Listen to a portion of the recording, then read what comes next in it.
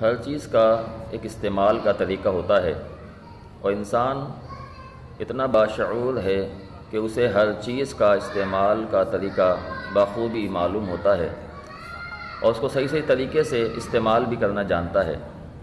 سوائے زبان کے آج کل معاشرے کے اندر اس زبان کا استعمال اگر صحیح ہو جائے تو جتنی معاشرے کے اندر بدامنی ہے، بے راہ روی ہے، یہ ختم ہو جائے۔